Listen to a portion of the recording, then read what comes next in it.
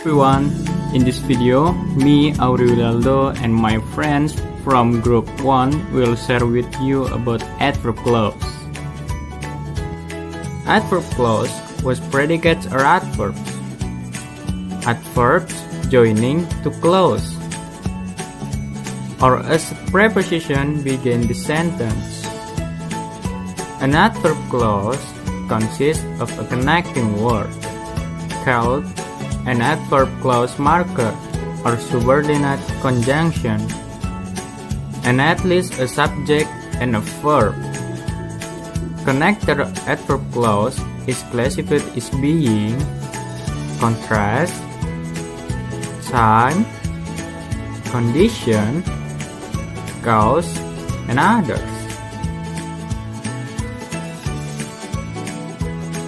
Now, I will discuss adverb of time. Adverb of time is an adverb used to express the time when an activity or event occurs in a pronounced sentence. Adverb of time consists of today, now, last week, next year, in the morning, ever, soon, recently, and others. The location of the adverb clause is different.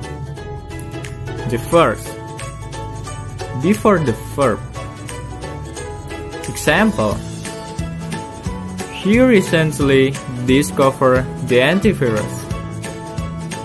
Recently is a connector of adverb of time, and discover is a verb. Second, between auxiliary verb. Example: this item has already been sold out. Has is a auxiliary verb. Already is a connector of the adverb of time. The third, begin and end sentence. Example: today we see social distancing everywhere. Today is a connector of adverb of time. And while there are two types of adverb of time. The first, adverb of definite time. Adverb of definite time is indicates the fixed time, like tonight, every day, and last night. Example: I have a schedule tonight. Tonight is a connector. She takes me home every day. Every day is a connector. And they did not study last night. Last night in a connector. And the second, adverb of indefinite time. Adverb of indefinite time is indicates indefinite time, like usually, seldom, and often. Example: Anna usually drink tea here. Usually is a connector. Daddy seldom comes late. Seldom is a connector. And we often help you. Often is a connector. We see its use in the exercise. Number 1. Blank blank blank 1945 Indonesian freedom. A. Ago. B. In the. C. Last. D. finally, the answer is that's right, in the. Because in the sentences, there is already a time statement in the form of years, namely 1945. Well, I will continue to explain the type of adverb clause. I will explain one of the type of adverb clauses, namely adverb clause of condition. First, before that, what is meant by adverb clause of condition? Okay, adverb clause of condition is a clause used to denote a condition.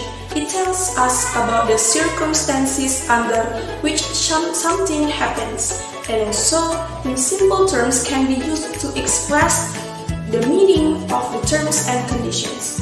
Very often, our parents give us conditions. They may tell us that if we don't study hard, we won't get the reward. In such situations, if one action is not completed, the other will not take place. These are called conditions.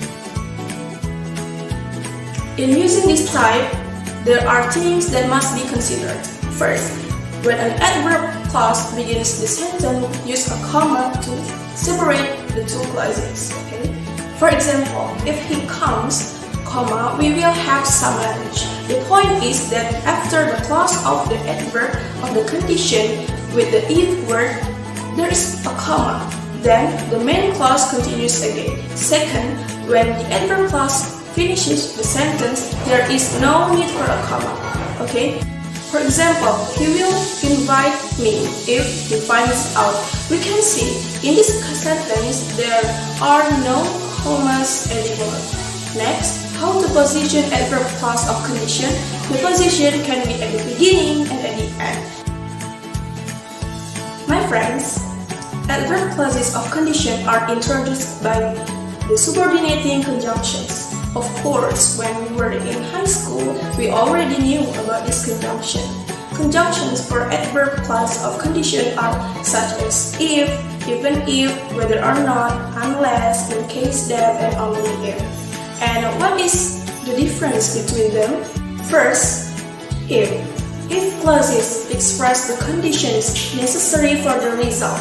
If clauses are followed by expected results based on the condition. Okay, remember, expected results. For example, if we have a helicopter, we can go around the world. Okay, first let us identify the subordinating conjunction, which in this case is if. And well, there is a condition here. Therefore, the adverb clause of condition is if we have a helicopter. Secondly, even if. Different with the sentence if with even if shows unexpected results based on the conditions in the even if clause. For example, okay, compare the sentence. If he studies hard, he will pass the test. And even if he studies hard, he will not pass the test. Now, this contrary to the if clause, the first sentence. This sentence is a condition that will give rise to the result, that is, he will pass the exam. In the second sentence, an unexpected result will appear, namely that you will not pass the exam. This is what sets apart. Whether or not it expresses the idea that neither condition of other matters, the result will be the same. For example, they will not be able to come whether they have enough money or not. What does it mean? This sentence produces the same condition that they will not be able to come. Okay? The difference is they will not be able to come if they have enough money, and they will not be able to come if they have not enough money. The fourth is unless. Unless expresses the idea if not and is only used in the first condition. Friends, we often see and hear this word. What does it mean? Okay. For example, unless he hurries, we won't arrive on time. Means the same as if he doesn't hurry, we won't arrive on time. In this sentence, use otherwise, which has the same meaning as unless. And the last, only if. It does stress the condition for the result. only if expresses the idea that there is only one condition that will cause a particular result. For example, we will deliver your bike only if you pass your test, and only if you do well on your test will we give you your bike. In this sentence, there is a condition that will produce particular result, namely the subject we deliver a bicycle, and then the condition is if it passes the test. Try friends, pay attention, okay? The difference is in the second sentence, the subject and verbs in the main clause are reversed, okay? Reversed. The verb comes before the subject. Okay friends, well, that's the use of conjunction in adverb clause of conditions. Well friends, thank you very much. I think that's all the explanation about adverb clause of condition from me. The next material will be Azzahra, and here I want to give you some explanation about adverb clause of contrast. So this type of adverb clause is used to show the difference between two statements and the connectors that is used, such as although, though, even though, despite, and in spite of. And here I want to give you some example of these connectors. The first is although, though, and even though. These three connectors are followed by a clause. So these three connectors are followed by a subject and a verb. The example is first, although we don't agree, I think she's a brilliant speaker. So here's although followed by we don't agree. We don't agree is a clause, we as a subject, don't agree as a verb. And here, although separate two statements, the first is we don't agree, and the second is I think she's a brilliant speaker. Here, although placed in the beginning of the sentence. And then though. Though I wasn't keen on the film, I thought the music was beautiful. Though followed by a clause too. This clause is I wasn't keen on the film. I as a subject, wasn't keen as a verb. Though to separate two statements too, the first is I wasn't keen on the film, and then the second statement is I thought the music was beautiful. Though is placed in the beginning of this sentence. If these connectors are placed in the beginning of the sentence, when there is a connectors and there is a clause, we put comma before the second clause, before the second statement. So the comma is the function of the comma is to separate between the first and the second statements. And then there is she didn't get the job even though she had all the necessary qualification. Here the connectors is even though placed in the middle of the sentence, even though still followed by a clause. This clause is she had all the necessary qualification. She as a subject and had as a verb. When these connectors are placed in the middle of the sentence, we usually don't need to put comma before these connectors, but we can put a comma too. And then the other connectors are despite and in spite of. These connectors are followed by a noun, pronoun, and gerund. It means that these connectors are not followed by a subject. For example, despite having sensitive teeth, she went like ice cream. So here I give you the underlying word. There is the gerund, having sensitive teeth. And then I want to go for a run despite this rain. This rain is a noun, so we can use despite, or in spite of we can use it too. And then there's in spite of his physical handicap, he has become a successful businessman. His physical handicap is a pronoun. And then the last is he got the job in spite of his present record. His present record is a pronoun, so we can use in spite of or despite.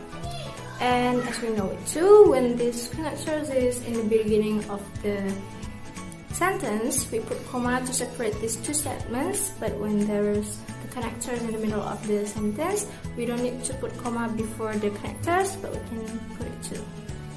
And then yeah, that's all I'm gonna say about adverb clause of contrast. I hope you can understand what I'm going to explain to you. Yeah, That's all. Thank you very much. Cause and effect. That is the scope of the adverb clause is to show a sentence expressing a causal relationship. So it can be concluded that the adverb clause of cause and effect is a sentence that is complete with a causal relationship, whether it tells of something that has happened or is going to happen. Cause is an event that gives rise to something else. To find out the causes in a reading, you can ask yourself when reading it, why did this happen? The answer is the cause of the incident. Effect is the result obtained from an event. To identify the effect in a reading, you can ask what happened. The answer is the result of the incident. To identify causes easily in a reading, it is generally because, since, as a result of, unless, and for this reason. The position can be at the beginning, middle, or end of a sentence. Meanwhile, to easily recognize the effect in the reading, it is generally in the form of so, therefore, in order to, consequently, and others. This is an example of the use of multiple conjunction in the cause. Let's jump to the first example. Her skin got tan and burned because she was sunbathing. The part of her skin got tan and burned is the result of an event. The part of she was sunbathing is the cause of an event. And because here as a conjunction. Let's go to the second example. Since my child has a trauma with darkness, he cannot sleep in the dark. The part my child has a trauma with darkness is the cause of an event. The part he cannot sleep in the dark is the result of an event. And since here is a conjunction. And then let's go to the last example. The Chernobyl disaster was a result of file system tests. The part of the Chernobyl disaster is the result of an event. The part of file system test is the cause of an event and was a result of here as conjunction. This is an example of the use of multiple conjunction in the effect. Let's jump to the first example. Sarah forgot to breakfast, so she is getting hungry. The part of Sarah forgot to breakfast is the cause of an event. The part of she is getting hungry is the result of an event. And so here as a conjunction. Let's go to the second example. John studied hard for the math exam, therefore he got an A. The part of John studied hard for the math exam is the cause of an event. And the part of he got an A is the result of an event.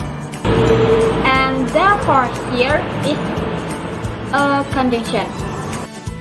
And then let's go to the last example. Rismala woke up late, consequently she comes late to school.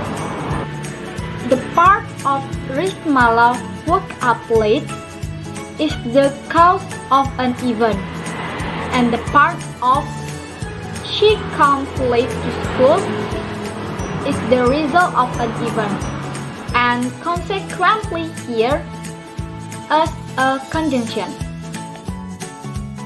From some of the previous examples, we can see the similarity of the examples of the problem above that in a sentence there are cause and effect of an event.